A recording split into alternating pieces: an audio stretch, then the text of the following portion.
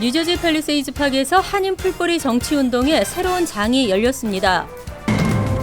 병역 회피의 목적으로 한국 국적을 포기한 경우 한국 국적 취득이 불허됩니다. 뉴저지주 법정 최저임금 인상안에 주지사가 거부권을 행사했습니다.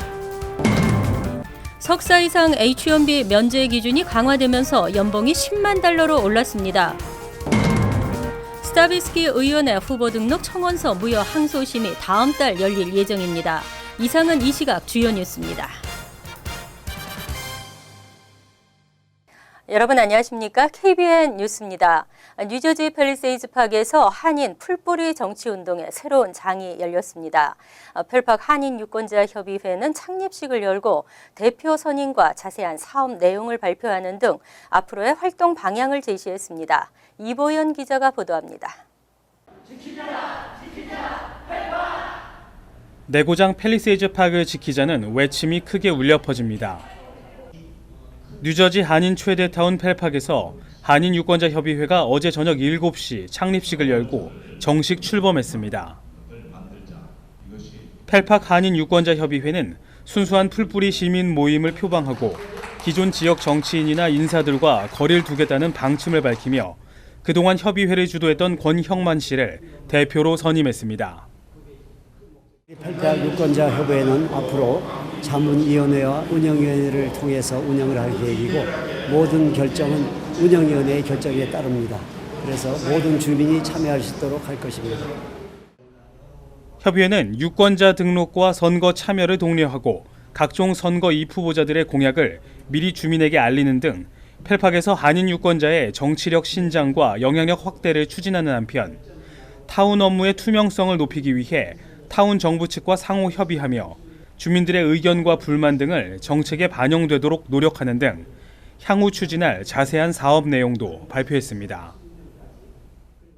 선거 유권자 투표를 유권자 등록을 하고 그리고 우리가 정말로 우리의 권리를 주장하기 위해서 꼭 선거에 참여해 주셔야 됩니다.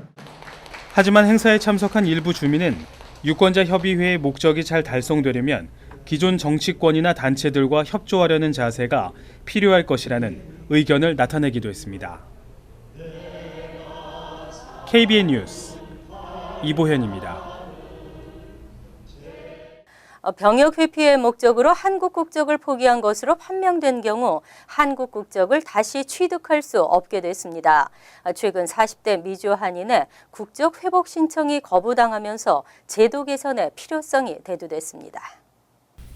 뉴욕 총영사관의 병역 및 국적 이탈 민원이 증가하고 있습니다. 병역 민원은 대부분 입대를 연기하는 신청이며 단기 여행객, 유학생, 영주권자 등이 병역 연기를 문의하고 있는 것으로 알려졌습니다. 특히 미국 이민 후 시민권을 취득한 18세 미만 한인과 선천적 복수 국적자인 한인 2세의 국적 이탈 문의가 늘고 있습니다. 30일 한국 법무부와 법원 등에 따르면 1968년생인 김모 씨는 1985년 미국으로 이주했고 계속 병역을 연기하다 1995년 시민권을 취득했습니다.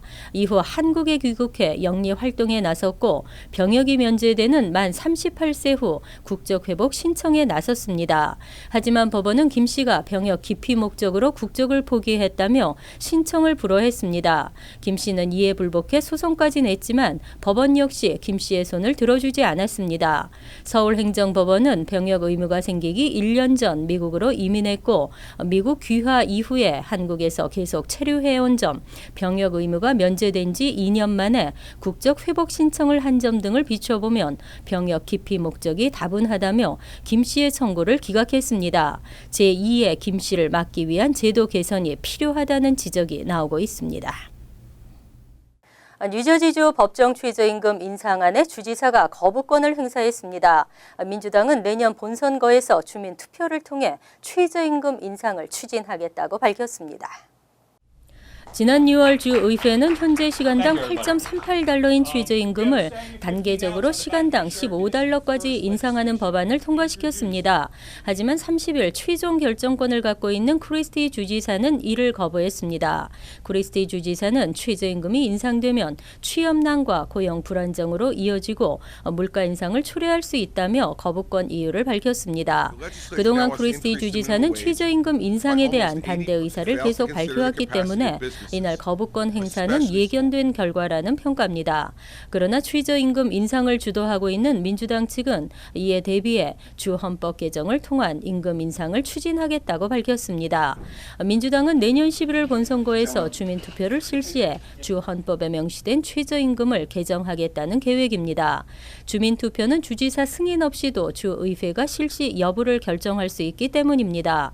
주지사가 반대를 하더라도 주의회 주도로 주 헌법 개정을 위한 주민 투표가 실시될 수 있으며 주민 절반 이상이 찬성할 경우 임금 인상이 가능합니다. 실제 최저임금 인상안은 지난 2013년 11월 본선거에서 주민 투표에 붙여져 8달러 38센트로 인상된 바 있습니다. 한인 청소년들의 다카 신청률이 크게 저조한 것으로 나타났습니다. 추방유예 자격이 있는데도 추방유예 신청서를 내지 않는 한인 청소년들이 85%에 달했습니다. 이주정책연구소가 최근 발표한 추방유예 보고서에 따르면 지난 3월 현재 추방유예 승인을 받지 않은 추방유예 자격 한인 서류 미비자는 4만 9천 명으로 추산됐습니다. 하지만 이들 중 추방유예 신청서를 제출한 한인은 7천 명 정도에 불과했고 85%에 달하는 한인 청소년들이 추방유예 신청서를 내지 않은 것으로 나타났습니다. 추방유예 신청률은 전체 평균의 4분의 1에도 미치지 못하는 15%입니다. 이 보고서에 따르면 3월 현재 미 전국의 서류 미비 청소년들 중 즉시 추방유예를 받을 수 있는 자격을 갖춘 서류 미비 청소년은 130만 7천 명입니다. 이들 중 약 82만 명이 추방유예 신청서를 제출해 추방유예 신청률은 63%로 나타났습니다. 추방유예 대상자가 많은 주요 10개 국가 출신 중에서도 중국 다음으로 최하위를 기록했습니다. 추방유예 대상자가 많은 상위 10개 국가 출신 중 추방유예 신청률이 높은 국가는 멕시코와 엘살바도르로 각각 77%의 추방유예 신청률을 기록했습니다. 이들의 추방유예 신청을 돕기 위한 커뮤니티 차원의 지원이 필요하다는 지적입니다. 한편 이미 추방유예 승인을 받은 한인 청소년들 중 추방유예 갱신 대상자는 87%가 갱신 신청서를 접수한 것으로 나타났습니다. H-1B 면제 기준이 강화됩니다. 석사 이상 외국인 노동자의 전문직 취업 비자 취득이 어려워질 전망입니다. 더 이상 외국인들에게 미국인들의 일자리를 뺏기지 않겠다는 취지입니다.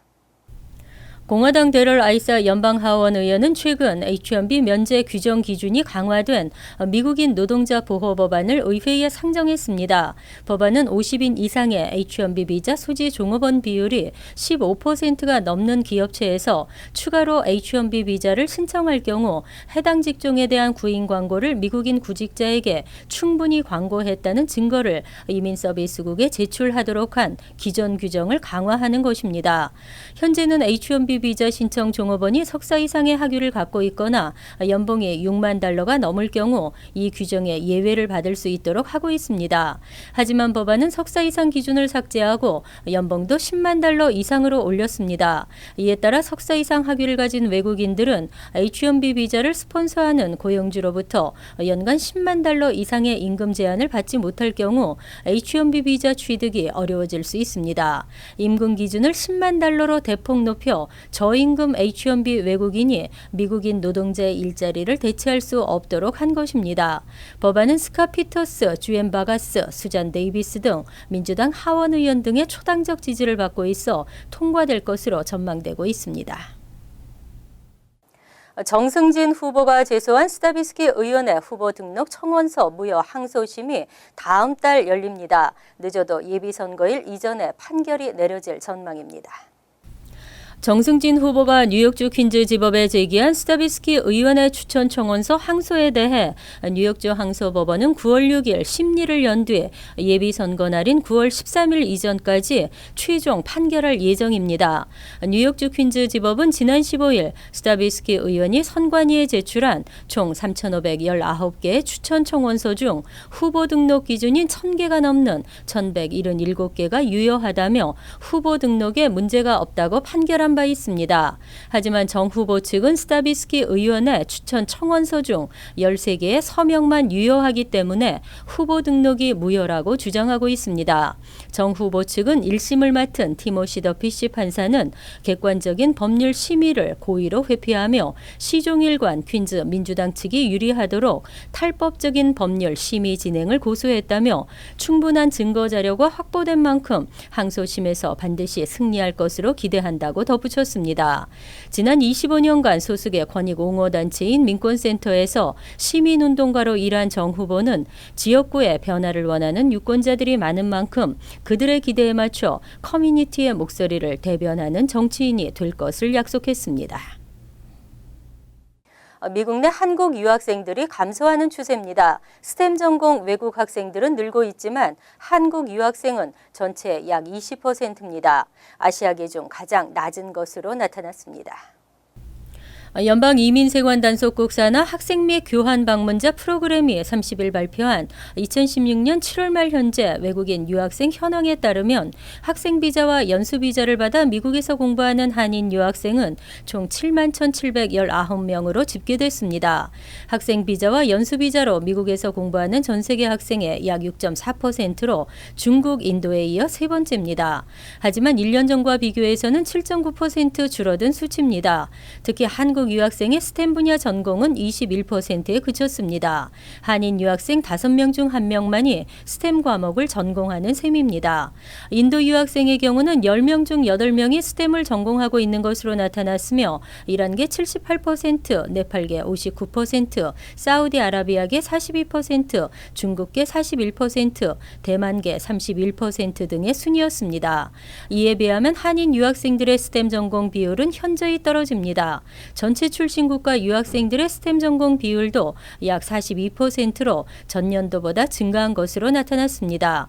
스템 전공 유학생들에 대한 일자리가 상대적으로 많고 졸업 후 현장 실습 기간도 일반 전공 학생들보다 2년이나 길기 때문입니다.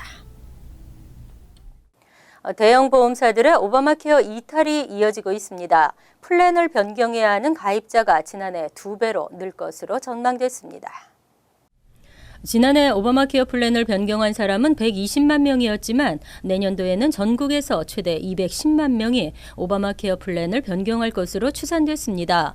여기에 저렴한 플랜을 찾지 못해 새로운 건강보험에 등록해야 하는 가입자들까지 포함하면 수치는 더 늘어날 것으로 예상됩니다. 카이저 패밀리 재단은 내년도 오바마케어 플랜을 제공하는 건보사가 단 한 곳뿐인 곳은 전국 5개 주, 전국 카운티의 약 31%에 달할 것이라는 분석을 내놓았습니다. 또 9개 주에서 대부분의 주민들은 기존보다 저렴한 플랜을 찾아볼 수 없을 것이라고 전망했습니다. 특히 애리조나주는 오바마케어 플랜을 제공하는 건보사가 단 한 곳만 남을 카운티가 전체의 80%에 달할 것으로 전망됐습니다. 이렇게 되면 오바마케어 내 건보사들의 가격 경쟁률은 낮을 수밖에 없기 때문에 저렴한 플랜에 가입하기 위해서 가입자들은 오히려 오바마케어가 아닌 민간보험을 택할 수밖에 없다는 분석입니다. 최근 대형 건보사들이 수익성 저하를 이유로 잇따라 오바마케어 영업 중단을 선언하면서 내년도 건보 대란이 예고되고 있습니다.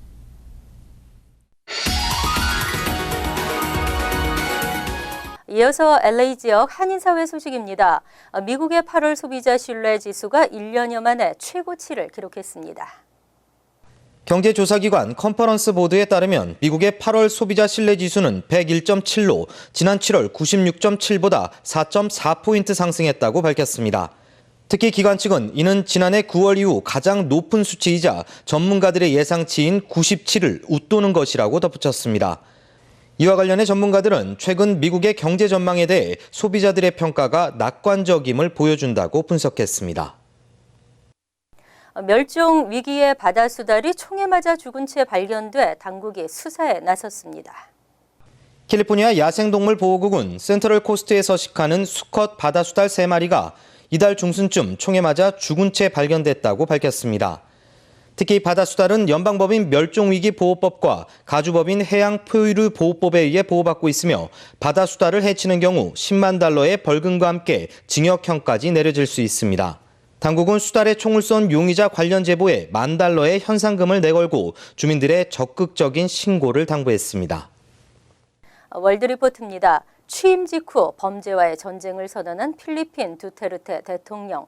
하지만 공포 정치를 넘어 살인 정치라는 비난이 쏟아지고 있습니다. 필리핀 마닐라의 한 교도소. 죄수들로 빼곡히 들어차 빈 공간이 거의 남아있지 않습니다. 차가운 바닥부터 천정에 매단 해먹, 심지어 계단 하나하나까지 잠자는 공간으로 써야 합니다. 수용 인원이 800명인 교도소에 4,000명이 수감된 탓입니다. They have to do like that inside the prison cells. Yeah, they're stuck inside. 다른 도시들도 사정은 마찬가지. 교도소는 이미 포화 상태인데도 매일 또 다른 죄수들이 들어옵니다. I never thought that this would happen. I never thought that this will be overpopulated. 지난달 취임한 두테르테 대통령이 마약 범죄와의 전쟁을 선포한 이후 용의자들을 닥치는 대로 잡아들이고 있는 겁니다. 영장도 없이 끌려온 이들은 재판도 받지 않고 순순히 죄를 인정합니다. That I am an illegal drug user. 조금이라도 저항했다간 그 자리에서 사살될 수 있다는 두려움 때문입니다. 두테르테 대통령은 범죄자들을 죽여도 좋다는 발언을 서슴없이 해왔습니다. If the resistance is violent, thereby placing your life in jeopardy, shoot and shoot him dead.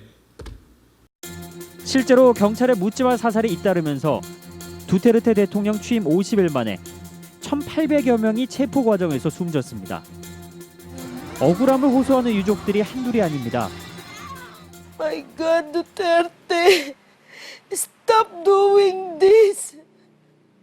You will finish the lives of these people. 공포 정치를 넘어선 살인 정치에 나라 안팎에서 비난도 커지고 있습니다. 유엔도 인권을 침해하는 초법적 마약 소탕전을 중단하라고 촉구했지만 두테르테는 되려 유엔을 탈퇴할 수도 있다며 으름장을 놓았습니다. I do not want to insult you, but maybe we'll just have to decide to separate from the United Nations. 이런 자신감은 국민적 인기에서 나옵니다. 지난달 여론조사 결과 지지율은 무려 91%.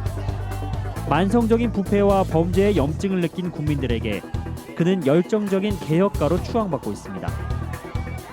Wala naman siya sinabi na pinatay niya na hindi naman talagang masama, diba?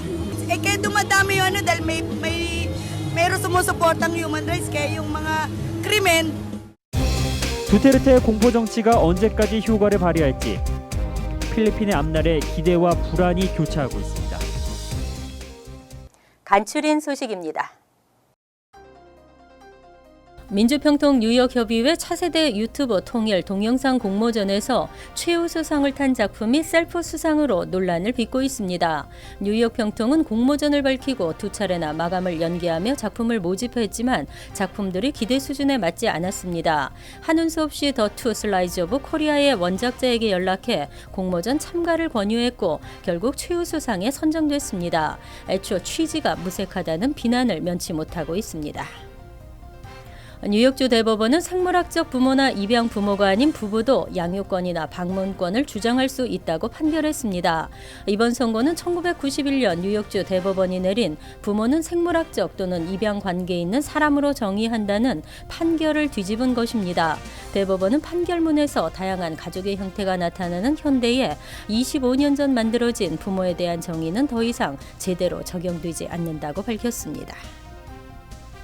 섹스팅 행각으로 이혼 위기에 처한 앤서니 위너 전 연방하원 의원이 뉴욕시 아동 서비스국에 조사를 받게 됐습니다. 위너는 SNS를 통해 한 여성에게 속옷만 입고 있는 자신의 사진을 보냈는데 그 사진에 4살짜리 아들 모습까지 담겨 있었습니다. 뉴욕 포스트가 이를 보도하면서 아동보호 과실이라는 지적이 잇따르고 있으며 아동학대 방지 사무총장도 위너의 비상식적인 행동을 비난했습니다. 퀸즈 잭슨 하이츠 일대 루즈벨트 애비뉴 선상에서 성행 중인 야간 업소들 때문에 지역 주민들이 고통받고 있습니다. 호세 페럴타 뉴욕주 하원 의원은 29일 불법 운영 중인 업소에 대한 단속을 촉구하며 뉴욕주 주류국은 더 이상 이 지역의 캬바레 면허를 발급해서는 안 된다고 말했습니다. 페럴타 의원은 캬바레 면허 없이 업소를 운영할 경우 최대 $10,000의 벌금과 최대 60일 영업 정지를 받을 수 있는 법안을 상정하겠다고 밝혔습니다. 다음은 시사 컬럼이 이어집니다.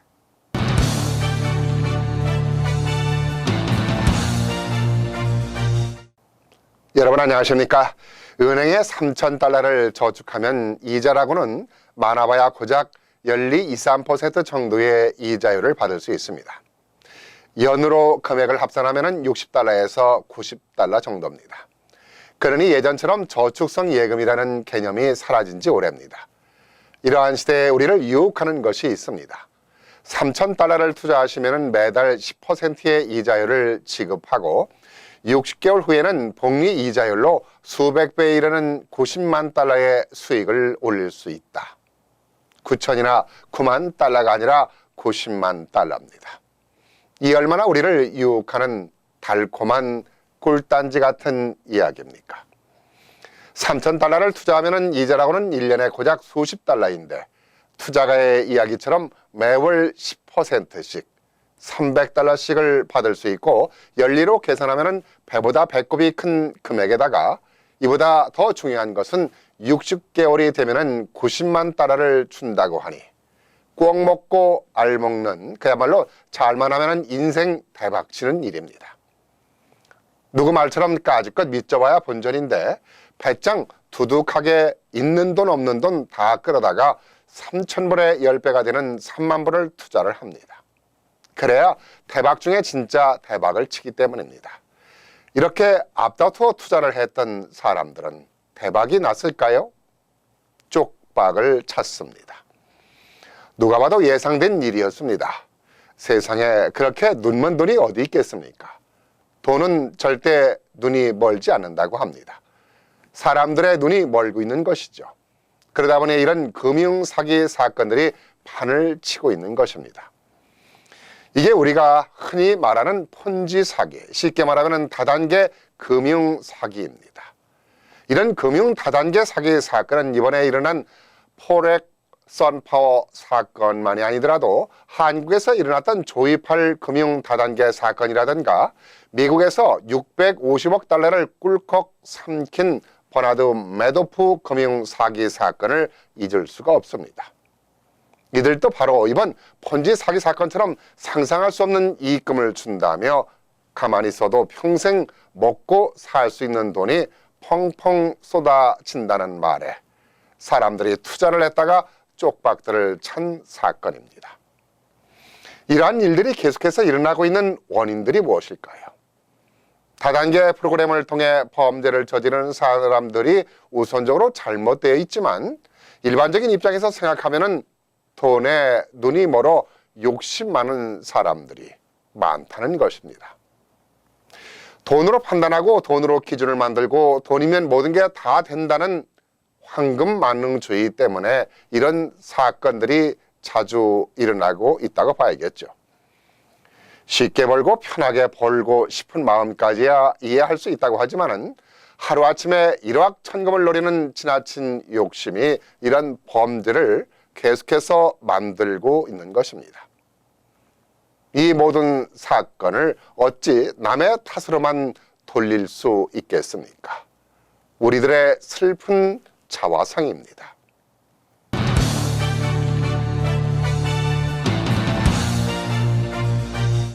환율과 증권 소식입니다.